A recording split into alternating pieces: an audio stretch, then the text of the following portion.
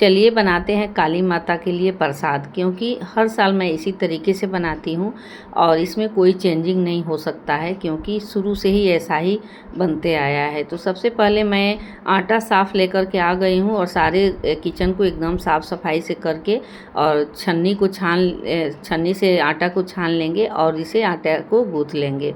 Hello दोस्तों, नमस्कार। आप लोग कैसे हैं? उम्मीद है कि आप लोग बहुत अच्छे होंगे। जय माता दी। तो हम लोग ना नवमी पूजने से पहले ना काली माता के मतलब कि कढ़ाई चढ़ाया जाता है, प्रसाद चढ़ाया जाता है। तो उसी के लिए हमने नवमी के जिस दिन पूजाएगा अष्टमी के दिन, तो सप्तमी के दिन हम गए थे काली माता के मंदिर। तो साथ साथ आपको भी लेकर के चलेंगे। एक छोटा सा ब्लॉग है, बहुत ही मज़ेदार वीडियो है, तो आप वीडियो में बने रहिएगा क्योंकि आपको भी काली माता के दर्शन होगा। तो अब हम आटा को गूँथ लिए हैं पहले, इसलिए कि ताकि हलवा बनाने के बाद हम तत्काल पूड़ी बनाना स्टार्ट कर दूं, क्योंकि हम रेडी होकर के आ गए हैं एकदम, मतलब जो जो करना होता है सब कुछ करके साड़ी उड़ी पहन करके आ गए हैं। अब बस मुझे बना करके और उसे अच्छे से रखेंगे और फिर लेकर के चले जाएंगे। तो ये आटा के ही हलवा बनता है, इसमें कुछ और नहीं पड़ता है। बस देसी घी में बनाइए। तो देसी घी हमने दुकान से का लाए हैं, क्योंकि जो घर पे बनाते हैं ना, कभी कभी ऐसा होता है कि किसी भी स्थिति में हाथ से छुआ जाता है, तो इसलिए उससे नहीं बनाए हैं, दुकान से बनाएंगे। तो आटा का हलवा बहुत ही ज़्यादा टेस्टी होता है, उसे बहुत अच्छे से भूनना होता है, थोड़ा सा घी का मात्रा अधिक लगता है। तो एकदम बढ़िया से मतलब आटा एकदम ब्राउन कलर हो गया था, भून गया था। तो फिर हम इसमें 1 गिलास के जितना पानी डाल दिए हैं। आटा 1 कप के जितना होगा, ज़्यादा नहीं था। और उसमें ना चीनी अपने स्वाद अनुसार डाल देंगे, जैसे माता के स्वाद। तो ये माँ के नाम पे जब बनता है ना, तो कोई भी चीज़ बहुत ज़्यादा स्वादिष्ट बढ़ जाता है, टेस्ट बढ़ जाता है, बहुत अच्छा लगता है। तो इसी तरीके से पानी डालकर, चीनी डालकर, बस इसमें और इलायची या कोई फ्लेवर और नहीं जाता है, क्योंकि हमारे घर इसी तरीके से बनाया जाता है। हो सकता है कि सभी के यहाँ के अलग अलग तरीका होता है, पर शुरू से बस 3 चीज़ से ही बनाया जाता है। तो पानी डालकर एकदम अच्छे से भूनेंगे, चला चला कर, उसमें गुठलियाँ नहीं पड़े।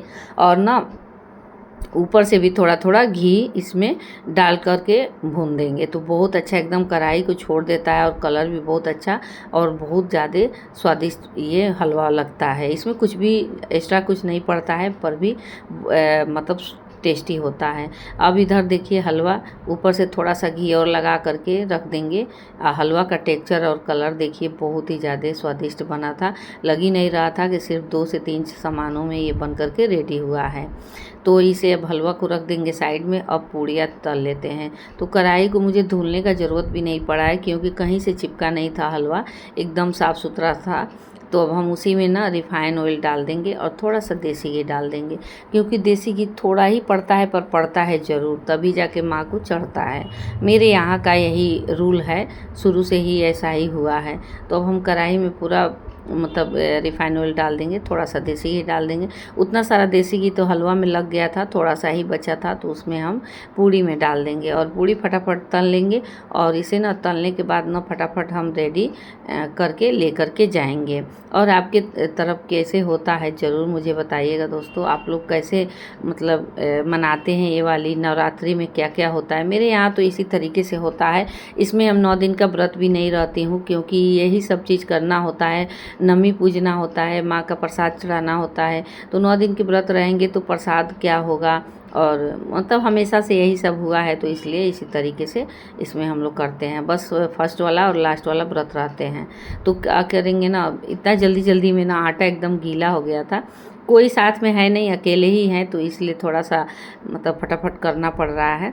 तो फटाफट पूड़ियों को बेल करके, और तेल एकदम अच्छे से गर्म हो जाएगा, फटाफट तल लेंगे। तलने में बहुत ही झटपट तल जाता है, कोई दिक्कत नहीं होती है। और थोड़ा सा गीला आटा हो जाता है ना, तो उसका पूड़ी ना बाद में मुलायम रहता है, सूखता नहीं है। तो ये छानने में बेलने में थोड़ा सा दिक्कतें आती है, पर पूड़ी उसका बहुत ही लाजवाब बनता है। बाद में भी एकदम रुई की जैसे पूड़ियाँ मुलायम होती है, क्योंकि बाद में जब सूख जाता है ना, तो खाने में अच्छा नहीं लगता है। तो इसलिए पूड़ी आटा में भी कुछ भी नहीं पड़ता है, सिर्फ और सिर्फ आटा का ही बनता है। एकदम साफ़ सुथरा आटा होता है और उसी से पूड़ी बन जाता है। तो हर साल तो इसी तरीके से बनाती हूँ, पिछले साल भी यही सब डाली थी।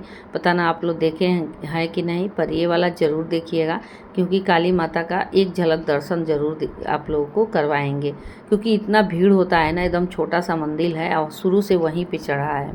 तो ये मेरे यहाँ देखिए पूड़ी और हलवा दोनों बन करके एकदम परफेक्ट रेडी हो चुका है। और इसके साथ चना भी होता है, तो चना को बनाया नहीं जाता है, सिर्फ भिगो करके चना चढ़ाया जाता है।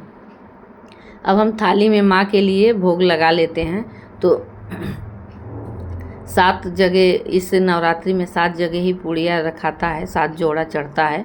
तो 2-2 करके 7 जगह रखेंगे, उसी पे थोड़ा थोड़ा हलवा रखेंगे और चना रख देंगे। और बतासा भी रहता है, पर बतासा अभी लेने के लिए भेजे हैं। तो अब हम जहाँ जाएंगे ना मंदिर, वहाँ पे ही रख लेंगे, पर वहाँ रखते हुए सजा करके दिखाते हुए आप खुद नहीं दिखेगा, क्योंकि भीड़ था ज़्यादा, छोटा मंदिर है, बहुत अंदर भीड़ था इसलिए।